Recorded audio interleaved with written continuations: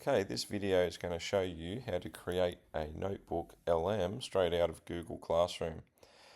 So what I have here is an example of a good old boring textbook and questions.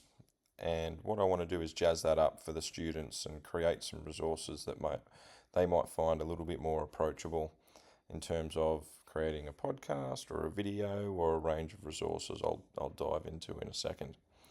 Now to do this on Google Classroom, you can go create and you'll see in your menu now is NotebookLM, and there's also gems there which I'll go into another video, but for today we're going to look at NotebookLM. So you can do it from there, but what I prefer to do is to go to your assignment where you've actually already got a resource, and within that assignment you'll see that you can attach a notebook LM. So I'm going to do that. And then it brings up a list of which resources I'd like to add or use. I'm just going to click on this drop down here and find that textbook resource, Year 9 Theory, Chapter 1, Good Workshop Practice, and click on Create Notebook. So this is what Notebook LM looks like. On the very left, you can see those resources that I've uploaded. In the middle, you can see the chat, which is like the AI section and where things pop up depending on what's clicked.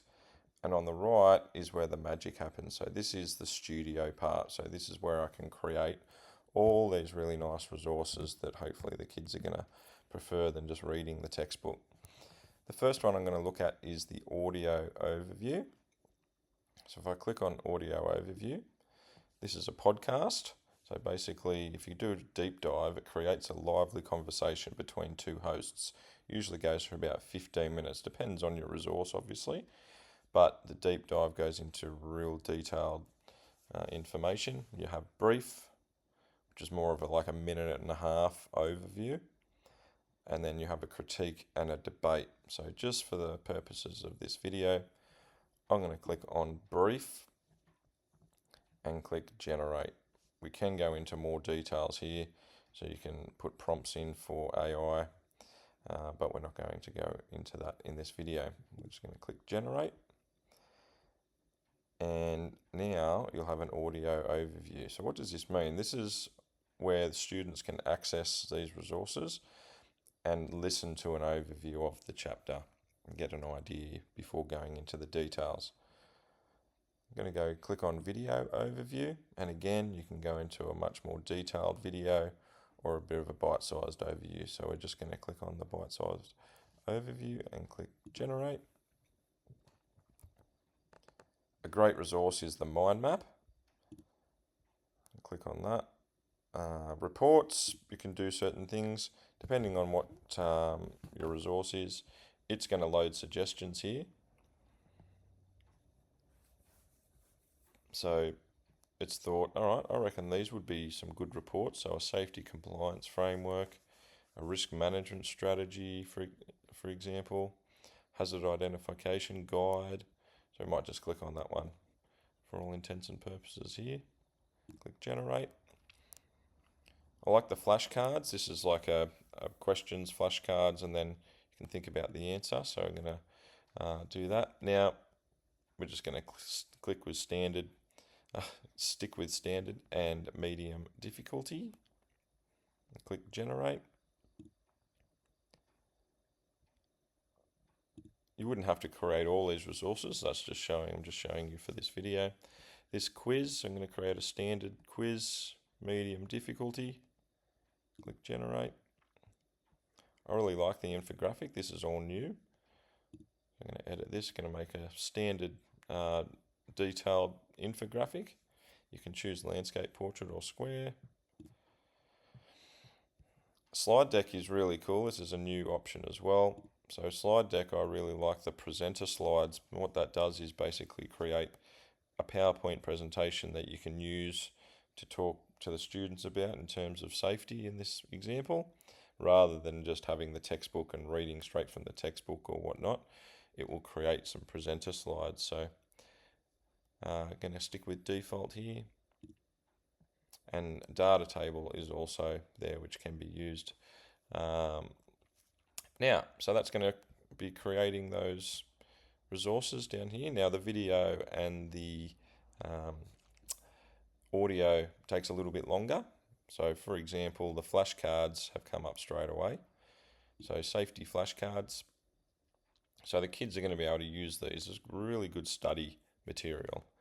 So I can make that, expand the viewer, and it will ask questions. Students can click on that and it will bring up the answer. So they can click through, read some questions, click on the flashcard and get the answer. Another one there was the safety quiz, so it's automatically created 12 questions here. And just going to click on anything here so it will tell you what the question is and what the answer is. And they can go through and click on next.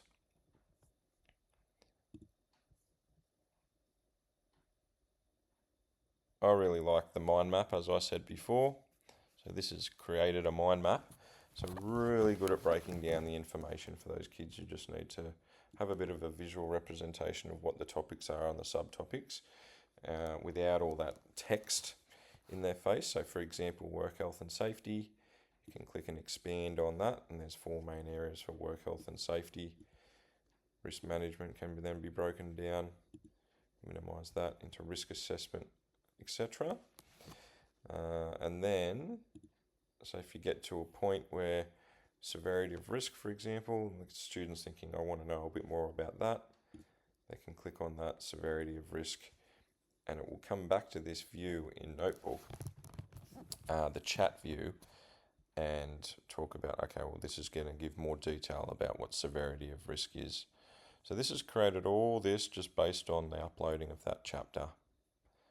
If I go back into Studio, this part here, the student guide, so this is the infographic. Be interesting to see how that's come up. So straight away it's created an infographic. Obviously you'd have to cross-reference and check the detail, but for something that's happened in about 30 seconds, that's pretty good. A bit of an infographic.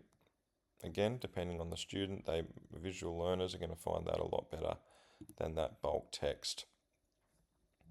Now this has created the brief podcast. So I'll give this a bit of a run to show you what it does. This is the brief on good workshop practice. So we're looking at Chapter 1, Good Workshop Practice. And look, this isn't just about making perfect projects. It's about getting out of the shop in one piece. Okay, so that's a minute 30 audio overview. As I said, that was the brief one. You can create a more in-depth 15-minute kind of thing. It's creating that slide deck still. This one here was the bit of a guide in terms of just breaking down this part, so understanding hazards and risks. It's just kind of focused on that bit of a guide, a report, sorry. And it's still generating those videos, so I'll come back once they're done. Okay, those last 2 resources have finished being created now. So the first one we'll have a look at is the video, the brief video that was made. I'll press play. All right, let's get into the essentials for staying safe and on top of your game in the workshop. So, what's the most important tool you've got? It's not a saw or a drill. Think bigger. Yep, that's it. Your awareness. Safety starts right here. So I guess with a video, something like that, a 2-minute brief is a good way to start a lesson and then possibly go into the slide deck. How you use these tools is obviously up to you. So this slide deck here I was talking about, so this is basically the presentation slides that you can use in the classroom. You can download these. I'll just run through these so you can see it's got the main points from that safety textbook, which is really good, nice and attractive, like lots of photos and things. And you can download that as well. So if I press on download, and that is going to save as a PDF. So you can put that into a PowerPoint or Google Slides if you like, but as a PDF is fine as well. So that's worked out pretty well. So all of those resources now sit under there that the students, you can have just as an extra resource for students to use, or as I suggested there, using them in the classroom for different things.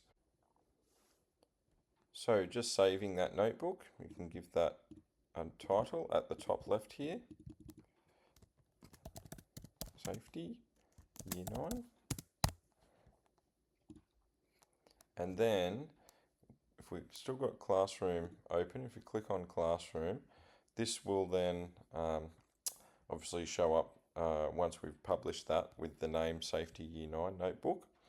This little tick box here, highlight the top of class. You can do that if you want it to sit. You can nest all of your NotebookLMs at the top of your Google Classroom. I tend not to do that. It tends to crowd up that space. We don't want to overcrowd that space, so I tend to untick that box. And then you can press Assign. So basically, all students will now have access to that notebook and all those resources you've created for them, and they can use that at their own use, or you can use it as well, all pinned to that one assignment.